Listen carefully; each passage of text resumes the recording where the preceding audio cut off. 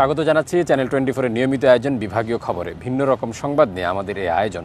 আজ জানাবো খুলনা বিভাগের জেলাগুলোর খবর। সাথে আছে আমি আব্দুল্লাহ ফারুক। শীত মৌসুমে যশোরের খেজুরের রস ও গুড়ের চাহিদা দেশ জুড়ে। অতিথি আপ্যায়ন, এমনকি উপঢৌকনের রসদ হিসেবে পণ্যটির জুড়ি মেলা ভার। কিন্তু প্রতি বছরই কমছে গাছ ও গাছের সংখ্যা। তাই ঐতিহ্য ধরে রাখার পাশাপাশি রস ও গুড়ের গুণগত মান নিশ্চিত করতে যশোরে শুরু হয়েছে খেজুর গাছের বাণিজ্যিক চাষ। যশোরের যশ খেজুরের রস। প্রতি বছর শীত এলেই যশোরের খেজুরের রস আর গুড়ের জন্য যেন উন্মুখ হয়ে থাকে সারা দেশের মানুষ। এমনকি যশোরের গুড় শীতের মৌসুমে মানুষের উপঢৌকনের অন্যতম মাধ্যমে পরিণত হয়। এসব চাহিদার কথা চিন্তা করেই গড়ে উঠেছে হাজারো প্ল্যাটফর্ম। কিন্তু বছর ঘুরতে না ঘুরতেই প্রতি বছরই কমছে গাছি এবং গাছের সংখ্যা। ফলে গুণগত মানসম্পন্ন গুড় পাওয়া নিয়ে দুশ্চিন্তা রয়ে গেছে। এই দুশ্চিন্তা দূর করতে এগিয়ে এসেছেন যশোরের উদ্যোক্তা মামুন কায়সার। তিনি গড়ে তুলেছেন খেজুর বাগান এবং সেখানে আধুনিক প্রক্রিয়ায় গুণগত মানসম্পন্ন খেজুর রস সংগ্রহ থেকে শুরু করে গুড় তৈরির প্রক্রিয়া সম্পন্ন করছেন। স্বপ্ন দেখছেন বিদেশে রপ্তানির।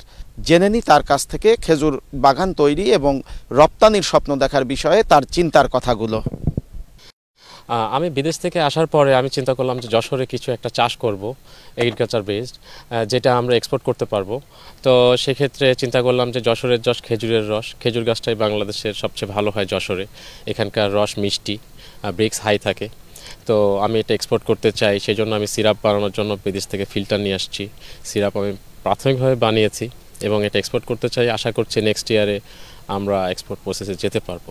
কিছু পরীক্ষা নিরীক্ষা হচ্ছে, যেমন আমরা আশা করি এটা ডায়াবেটিক রোগীরা খেতে পারবে। লো গ্লাইসেমিক ইন্ডেক্স। আমাদের 10 বিঘা জমিতে 700 গাছ লাগিয়েছি 6 বছর আগে। এই বছর থেকে আমরা হারভেস্ট শুরু করেছি। আলহামদুলিল্লাহ 50টা গাছ এই বছরে আমরা হারভেস্ট করেছি। আশা করছি নেক্সট ইয়ারে 50% হবে। তারপরের বছরে মানে 2 বছর পরে সম্পূর্ণ গাছ আমরা হারভেস্ট করতে পারবো। আমরা মানুষ দিয়ে ম্যানুয়ালি পরিষ্কার করাচ্ছি, আর সেচটা আমরা দিচ্ছি নদীর পানি দিয়ে। এখানে কোনো সার আমরা ব্যবহার করিনি। প্রথম বছরে শুধু জৈব সার ব্যবহার করেছিলাম। দ্বিতীয় বছরে কোনো সারও ব্যবহার করি নাই, কোনো পেস্টিসাইডও ব্যবহার করি নাই, কীটনাশক ব্যবহার করি নাই। আমরা এখানে শুধু নদীর পানি দিয়ে আমরা এই চাষটা করার চেষ্টা করছি এবং ফলাফল খুবই ভালো। 4 বছরের মধ্যে আমরা হারভেস্ট করতে পেরেছি কিছু গাছ। আমরা খুবই আনন্দিত সেই ব্যাপারে। আমরা সাবমার্সিবল পাম্প দিয়ে আমরা এটা পাম্প করে নিয়ে আসছি, পাইপলাইনের মাধ্যমে প্লাস্টিকের পাইপ দিয়ে আমরা নিয়ে আসছি প্রায় 1.5 কিলোমিটার।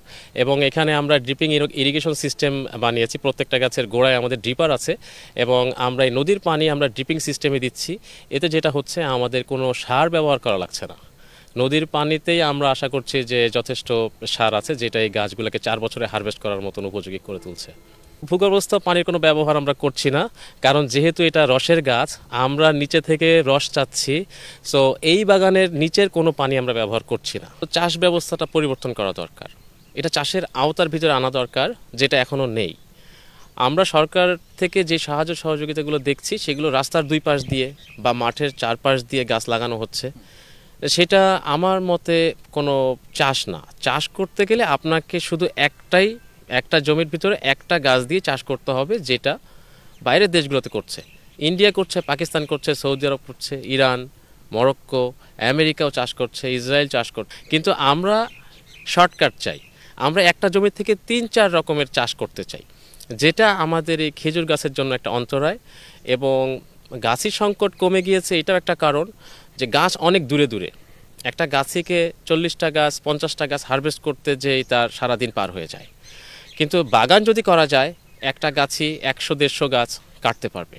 তখন গাছের যেই পারিশ্রমিক সেও একটু বেশি পাবে।